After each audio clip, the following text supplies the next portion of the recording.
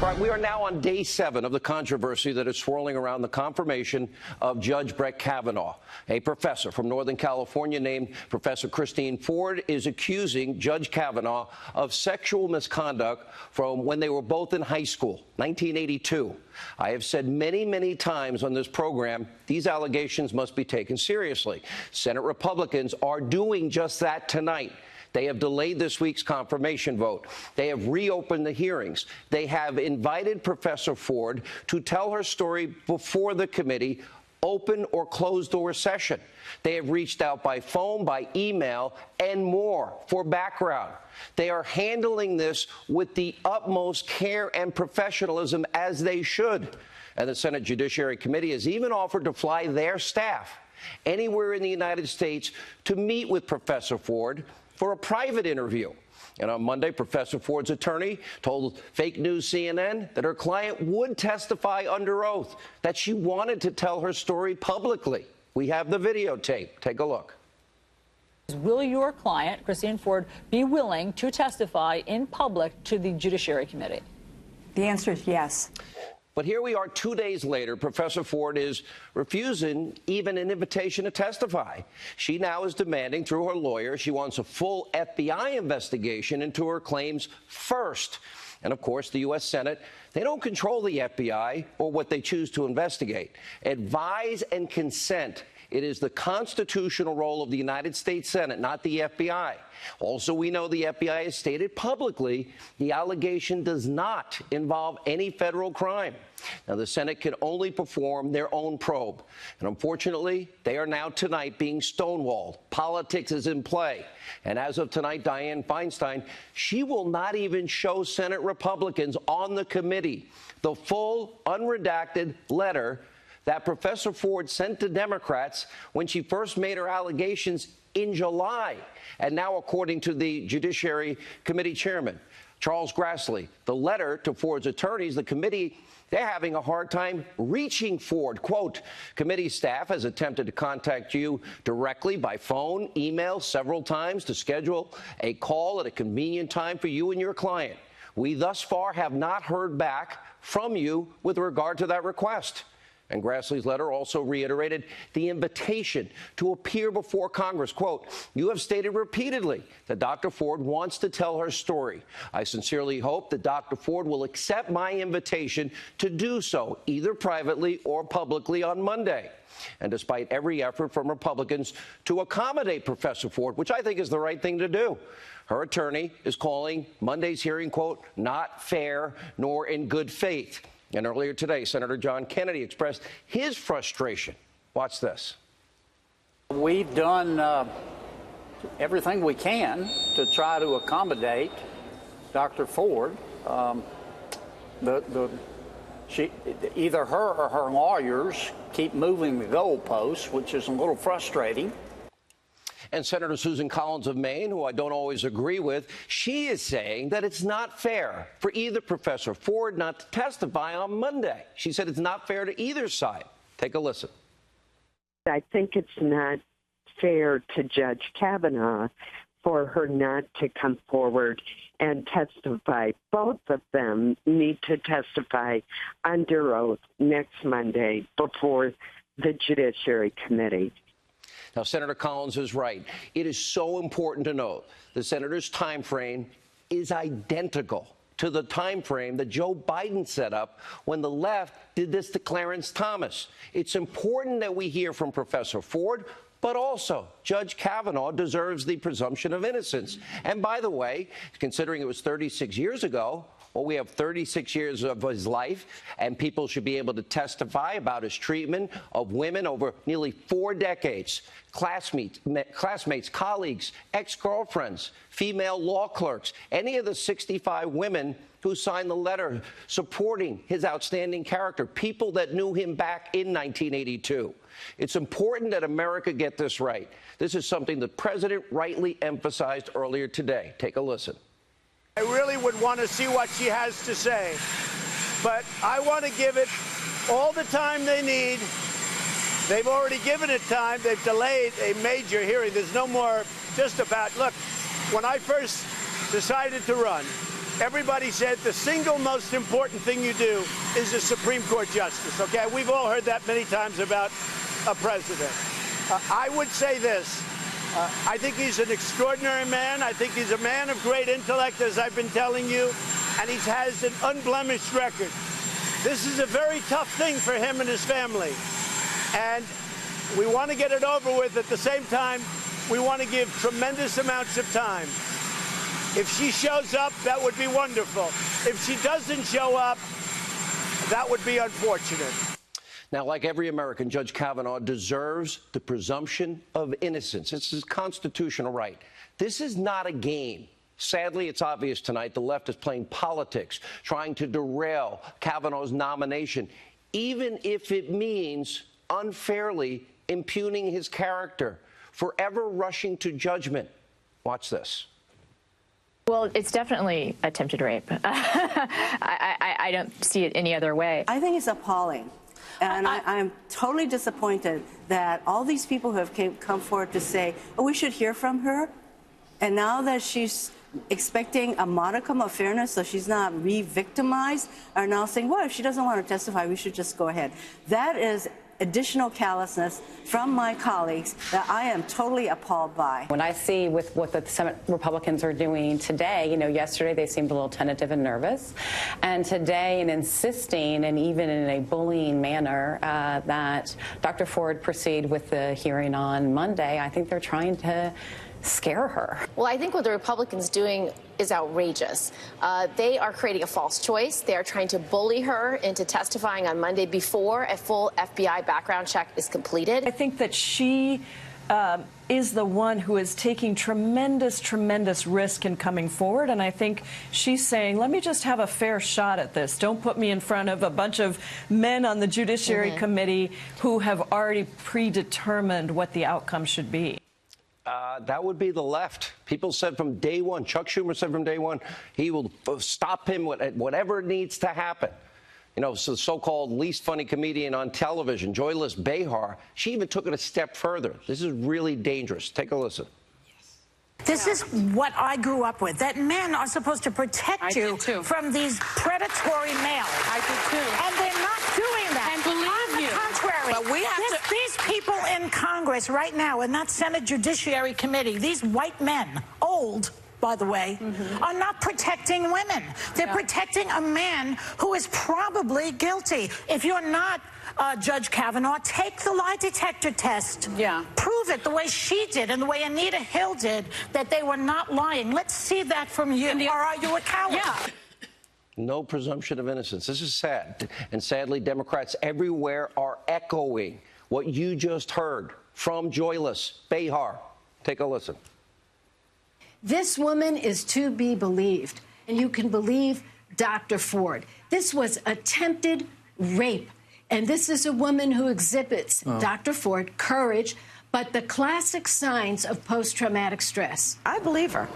Listen, first of all, anybody who comes forward at this point to be prepared to testify in the United States Senate against someone who's being nominated to one of the most powerful positions in the United States government, that takes an extraordinary amount of courage. Not only do women like Dr. Ford, who bravely comes forward, need to be heard, but they need to be believed. They need to be believed. Let me just say right at the outset, I believe Dr. Ford. I believe the survivor here. There's every reason to believe her. She has come forward courageously and bravely. Does anyone give the chance that maybe you can believe Judge Kavanaugh? The Constitution be damned? Maybe we just lock him up, throw away the key from what happened in 1982. One person. All these other people say just the opposite about Judge Kavanaugh. How about due process? How about listening to both sides? This is what Democrats are willing to do, sadly, tonight, if it means obstructing the nomination of Judge Kavanaugh. And his children are watching, in case you're interested, and his wife. In fact, Democrats, they don't even want a serious investigation into these allegations. You just heard what Senator Gillibrand just said. They just want Kavanaugh blocked, whatever it takes. Kirsten Gillibrand herself, she's not even interested in a hearing from Kavanaugh next week. Doesn't even want to hear what he has to say. Take a listen. It's a sham hearing, and I don't think she should participate in it. So she and the rest of her Democratic colleagues have ulterior motives. Now it's starting to backfire. Americans are catching on. They know that Dianne Feinstein sat on Ford's accusations for weeks. This is back in July she had this information. She never asked Kavanaugh about it during many private meetings with him, during his public testimony, written questions, over 1,300 questions, not one about this, but they knew about it. Now, all of a sudden, according to Dianne Feinstein, Senator Gillibrand, other Democrats, this is so pressing, Kavanaugh's confirmation must be derailed, regardless of whether or not the accuser ever even comes forward and tells her story. In a letter to Senator Feinstein today, Judiciary Chairman Chuck Grassley, he summed up the situation best. He said, sexual assault allegations should not be deployed strategically for political gain. He's right. And what we're seeing right now is just another sad chapter in what is sadly the Democrats' predictable playbook. We see it every election year, 2 and 4 years. Republicans are racist, sexist, misogynistic, homophobic, xenophobic, Islamophobic. They want dirty air and water. They want to kill children. And they want Paul Ryan lookalikes to throw Granny over the cliff. You see it every election season. And also during every confirmation hearing, just like you're seeing now, smears, slander, lies, character assassination, no due process, no presumption of innocence, conviction by allegation. And, of course, we have every reason to be skeptical tonight. This is the same party of Keith Ellison. See that guy right there?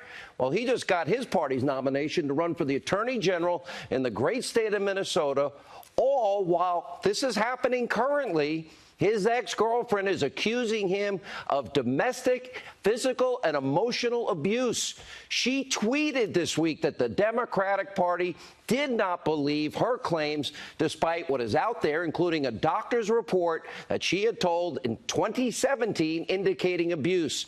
Instead, she tweeted the DNC, quote, smeared, threatened, and isolated her.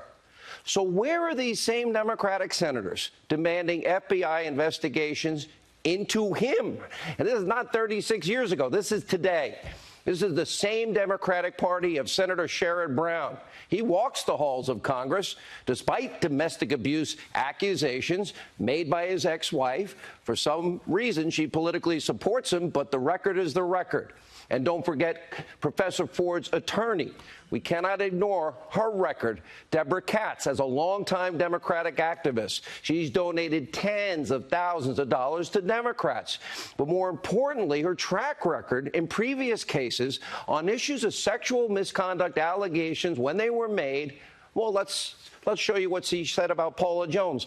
Paula Jones' suit is very, very weak. She's alleged one incident that took place in a hotel room that, by her testimony, lasted 10 to 12 minutes. She suffered no repercussions in the workplace. The allegation was that Bill Clinton pulled down his pants and told her to perform a sex act. And then she said of Jones's accusation, quote, clearly a one-time incident that took place in 10 to 12 minutes. She was not forced to have sex. She left on her own volition. The courts increasingly are finding that this is not enough to create a sexually hostile work environment. On top of that, Katz also defended creepy Senator Al Franken. Quote, context is relevant.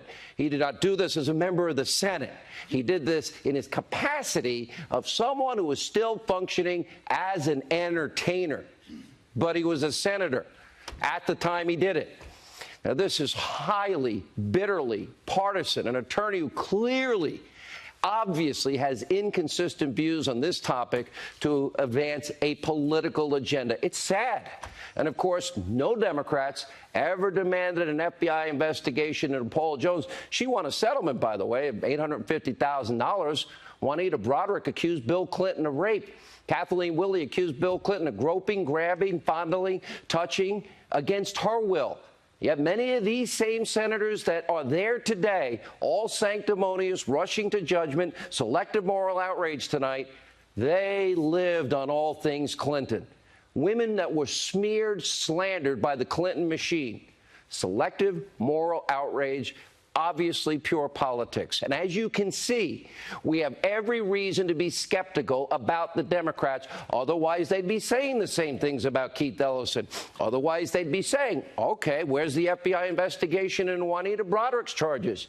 They're playing politics with the Kavanaugh nomination. They're playing politics with government accountability on top of that. You know, the news tonight, we told you Monday, President Trump ordered the Department of Justice to declassify and release unredacted important documents, pages 10 through 12, 17 through 34 of the final FISA renewal application on Carter Page. All FBI reports on Bruce Orr's Russia interviews with Christopher Steele. All reports on Carter Page interviews. Thousands of struck Page texts, and Comey and McCabe and Orr and Steele and other people that are involved in this. President is the commander-in-chief. He's also the leader of the executive branch of government, co-equal branches of government, separation of powers. He has the clear constitutional authority in the Constitution to declassify information.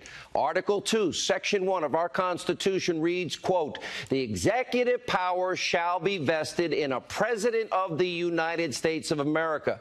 The DOJ and the FBI are under the president's executive power. He is in charge, and constitutionally, he alone can determine the issue of classification, not unredacting things. According to the Supreme Court, Navy v. Egan, quote, the authority to declassify and control access to information bearing on national security and to determine flows primarily from this constitutional investment of the power of the president.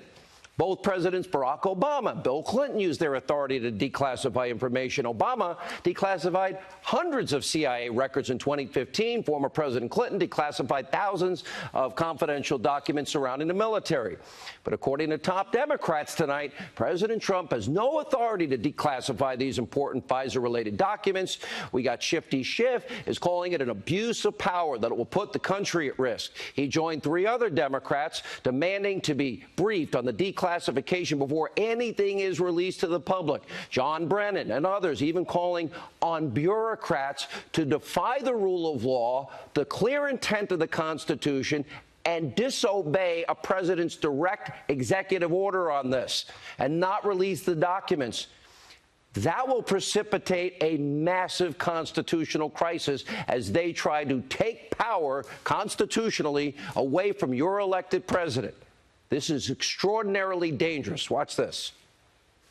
It's a terrible precedent to have a president trying to make his own personal defense by playing with intelligence. This is quite lawless of the president to selectively declassify. You know, he's only putting forward to the American people what he believes helps him, completely and recklessly risking sources and methods who could be put at risk and have their lives at risk. I think Christopher Wray, Director of FBI, and Dan Coats, Director of National Intelligence, as well as Rod Rosenstein, who is overseeing this investigation, should push back against any directive that is going to have negative impact on our capabilities, as well as the investigation. So I think they should continue to push. If Mr. Trump and the White House does not relent, well, then I think they have some decisions to make, whether or not they're going to just not follow that direction and be fired, or to resign. But if they really believe that this is going to have serious impact on our national security, law enforcement, and judicial process, they have an obligation, since they took an oath of office, to the Constitution of the United States, not to Mr. Trump. What you're witnessing here, this is why it's so dangerous. Deep state operatives, they're trying to precipitate a constitutional crisis in the country because they don't want to be exposed. Meanwhile, one former corrupt official is now facing a grand jury investigation. Former Deputy FBI Director Andrew McCabe. Oh, he's got a new book out in December. And here's the title, The Threat: How the FBI Protects America in the Age of Terror and Trump. Oh, that means to defy the will of the American people, abuse power, use the tools of intelligence against the American people. We have long told you your federal bureaucracy was biased, corrupt, only at the highest levels, not rank and file. A former FBI deputy director. This is the perfect embodiment of this fact. They literally will precipitate a constitutional crisis and try and defy the constitutional authority that is so clear for the president and the executive branch. Now, look, if we want the deep state developments to continue, you got to focus on this election. 48 days from tonight, all we have until this crucial, the most important midterms in our life. There is a glimmer of hope tonight. New poll, only a 4% ballot gap in generic ballot. Earlier this week in Texas, a special state Senate election. Republican beat a Democrat in that district for the first time in 139 years. Ted Cruz is now up by 9 points in the latest polling. 139 years. Look, I'm not confident tonight, 48 days out, that Republicans will keep the House. And I'm not sure they'll hold the Senate. I don't have a crystal ball. We cannot be complacent. The only way that will turn is if you take your responsibility to vote seriously. Do you want the Trump agenda to continue? Do you like the extra money in your paycheck?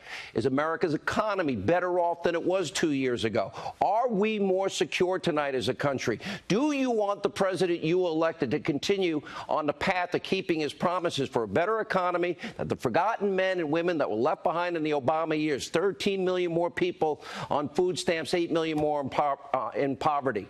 48 days, you decide. You get to vote. You have the power. You get to stop this insanity of the left.